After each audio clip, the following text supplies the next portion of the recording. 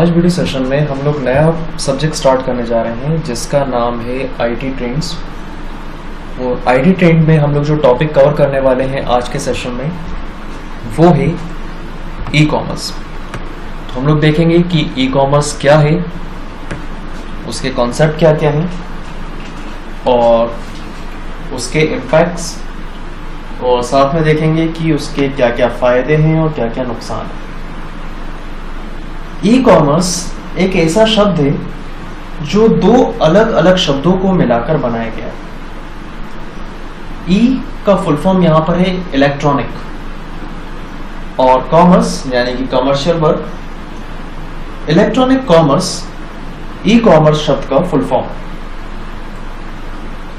E commerce यानी कि कोई भी कमर्शियल काम, कोई भी व्यवसायिक गतिविधि अगर इलेक्ट्रॉनिक मीडिया के माध्यम से की जाए तो वह कहलाता है ई कॉमर्स। अगर आप अपने दिमाग में अगर ऑनलाइन शॉपिंग को लेकर टॉपिक को समझें, ऑनलाइन शॉपिंग को लेकर, तो वो आपके लिए टॉपिक समझना ज्यादा आसान होगा। कई बार हमें क्वेश्चन मिल सकता है एग्जाम में, ई कॉमर्स क्या है, उसके बारे में बताइए। इलेक्ट्रॉनिक कॉमर्स इंटरनेट जैसे बड़े इलेक्ट्रॉनिक नेटवर्क पर व्यापार करने का एक तरीका है। इलेक्ट्रॉनिक कंप्यूटर नेटवर्क या इलेक्ट्रॉनिक नेटवर्क यानी कि एक ऐसा नेटवर्किंग चैनल जिसमें कई सारी डिवाइसेस आपस में जुड़ी हुई हैं। डिवाइसेस से मेरा मतलब है यहाँ पर आपका कंप्यूटर, आपके हाथ में मोबाइल, टैबलेट, लैपटॉप, जिनमें कोई भी जानकारी का, सूचना का आदान प्रदान इन डिवाइस के माध्यम से हो सके। ई कॉमर्स अंतर्गत वस्तुएं, सेवाएं को खरीदना या बेचना इलेक्ट्रॉनिक सिस्टम जैसे इंटरनेट के द्वारा होता है। कोई भी कंपनी हो या कोई भी शॉप हो, अपना सामान अगर ऑनलाइन सेल करना चाहता है, या अगर आप कोई अपना सामान, घर में रखा सामान OLX वगैरह के माध्यम से बेचना चाहते हैं, तो ये ई कॉमर्स के अंतर्गत आता है। यह इंटरनेट पर व्यापार है। ई कॉमर्स को व्यापक रूप से इंटरनेट पर उत्पादों को खरीदने और बिक्री करने के लिए माना जाता है। इस तरह के इंटरनेट के माध्यम से सेवाओं और सामानों की बिक्री को खरीदने को ई कॉमर्स कहते हैं। वही बात जो मैंने आपसे अभी डिस्कस की। इसमें इलेक्ट्रॉनिक रूप से डेटा या धन दो या दो से अधिक पार्टियों के बीच में स्थानांतरित होता है। यानी एक होगा पेयर जो भुगतान करेगा किसी भी चीज के बदले, और एक होगा रिसीवर जो धनराशि प्राप्त करेगा। सीधे शब्दों में कहें, यह ऑनलाइन खरीदी है। वर्तमान में ई कॉमर्स इंटरनेट का सबसे महत्वपूर्ण पहलू में से एक है।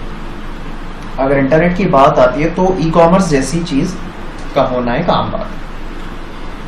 ई कॉमर्स उपभोक्ताओं को समय और दूरी के बिना कोई भी बाधाओं के साथ वस्तुओं और सेवाओं को इलेक्ट्रॉनिक रूप से आदान प्रदान करने की अनुमति देता है।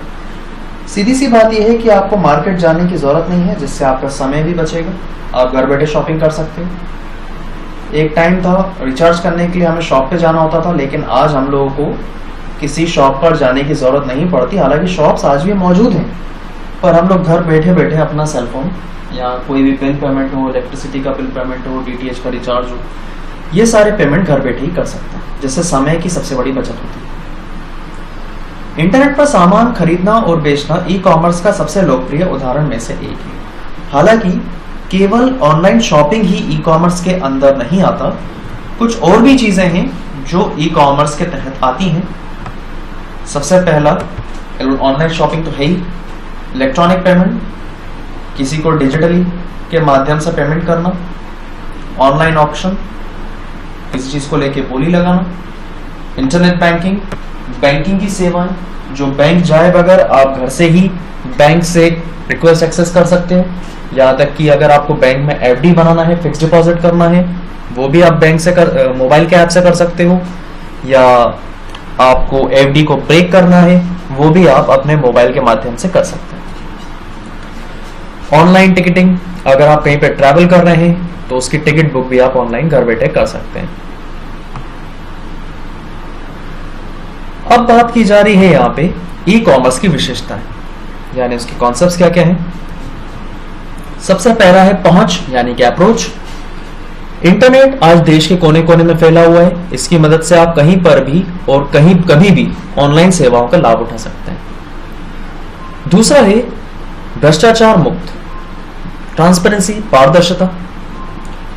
यदि आप दुकान से कुछ खरीदते हैं तो कई बार आपसे पैसे ज्यादा चार्ज किए जाते हैं और आप जानते हुए भी कुछ नहीं कर पाते। लेकिन ई कॉमर्स की दुनिया में आपसे एक्स्ट्रा चार्ज नहीं करता, और यदि आप इसके साथ ऐसा होता है तो आप आसानी से ऐसे सेलर की रिपोर्ट कर सकते हैं। यानी कि फॉर्जरी वर्क पूरी तरह से रोक दिए गए। कोई प्रोडक्ट जो आपके मार्केट में या आपके एरिया में अवेलेबल नहीं है तो उसकी शॉप पर जाकर आपको उसके लिए एक्स्ट्रा कॉस्ट पे करने की जरूरत नहीं है। आप चाहें तो ऑनलाइन ऑर्डर प्लेस कर सकते हैं। आज नहीं तो कल 2-1 दिन के समय में वो आप तक प्रोडक्ट डिलीवर हो जाएगा। नेक्स्ट है डिटेल्स। ऑनलाइन प्रोडक्ट खरीदने पर आपको प्रोडक्ट की पूरी जानकारी दी जाती है। यदि आप कोई मोबाइल फोन ऑर्डर करना चाहते हैं तो आपको उसकी सारी डिटेल जैसा प्रोसेसर, मेमोरी आदि के बारे में विस्तार में बताया जाता है। इसकी मदद से आप प्रोडक्ट को प्रचलन के अनुसार नहीं बल्कि उसकी खासियत के अनुसार खरीद सकते हैं। कुल मिला के स्पेसिफिकेशन को लेकर बात की जा रही है कि एग्जाम्पल में बताया, अगर आप मोबाइल फ़ोन खरीद रहे हैं तो उस मोबाइल फ़ोन का मेमोरी क्या है, उसका स्क्रीन रेजोल्यूशन क्या है, प्रोसेसर को कितना है, बैटरी बैकअप क्या है, बहुत सारा स्पेसिफिकेशंस आपको पहले बता दिया जाएगा। दूसरा, आप कंपेयर कर सकते हो, आपके पास भरपूर टाइम है, आप किसी चीज़ से बंधे हुए नहीं हो, आराम से आप सारे प्रोडक्ट को कंपेयर कर सकते हो और अपने लिए एक सुटेबल प्रोडक्ट भी आप परचेज कर सकते हो। अब बात करते हैं इसके एडवांटेजेस और डिसएडवांटेजेस के बारे में। तो सबसे पहले बात करेंगे एडवांटेजेस के बारे में कि ई कॉमर्स के एडवांटेजेस क्या क्या है। तो पहला है, ई कॉमर्स का उपयोग करते हुए संगठन न्यूनतम पूंजी निवेश के साथ राष्ट्रीय और अंतर्राष्ट्रीय बाजार में अपने बाजार का विस्तार कर सकते हैं। कुल मिलाकर अगर आप खुद की ई कॉमर्स शॉप ओपन करना चाहते हैं तो उसके लिए आपको कोई इंफ्रास्ट्रक्चर मेंटेन करने की जरूरत नहीं है। इंफ्रास्ट्रक्चर मतलब आपको कहीं भी आपका गोडाउन मेंटेन नहीं करना, आपको आपका शॉप को मार्केट में स्टैब्लिश नहीं करना, आपको रेंट वगैरह पे नहीं करना। आप घर बैठे ही ई ट्रेडिंग कर सकते हैं।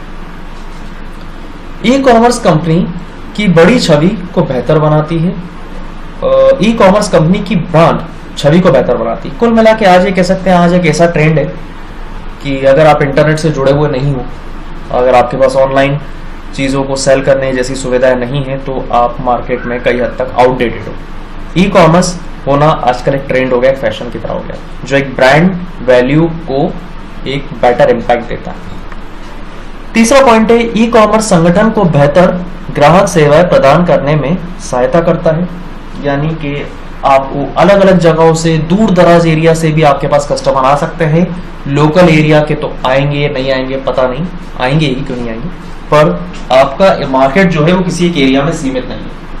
आप स्टेट लेवल पे या नेशनल लेवल पर भी आप अपने व्यापार को फैला सकते हैं। चौथा है, ई कॉमर्स व्यापार प्रक्रियाओं को सरल बनाने और उन्हें तेज और कुशल बनाने में मदद करता है। प्रोसेस बहुत सिंपल होती है, ज्यादा इसमें कंफ्यूजन नहीं है, बीच में ज्यादा लोग नहीं है, चैनल्स नहीं है, सीधे इंटरेक्शन है एक सेलर का और एक बायर का। पांचवा, ई कॉमर्स कागज काम बहुत कम कर देता है। कुल मिला के स्टेशनरी एक्सपेंसेस यहाँ बच जाते हैं हम लोगों का, ब्रोशर्स, फ्लायर्स, स्टेशनरी में पेन, पेजेस वगैरह, डेटा रिकॉर्ड मेंटेन करने जैसा, किसने ऑर्डर दिया, ऑर्डर बुक वगैरह बनाना, ये सारा कुछ मेंटेन करने की जरूरत नहीं है। सारा कुछ डेटा आपके कंप्यूटर डिवाइस में सॉफ्टवेयर के थ्रू मैनेज हो सकता है। ई कॉमर्स संगठन की उत्पादकता में वृद्धि होती है, यानी कि जितने तेजी से आपके पास ऑर्डर्स लगेंगे उतनी तेजी से आप सेल करेंगे, आपके पास सामान खत्म होगा तो आप नए ऑर्डर्स को लेकर नए ऑर्डर जनरेट करेंगे, जिससे मैन्युफैक्चरिंग भी थोड़ी सी तेज होगी।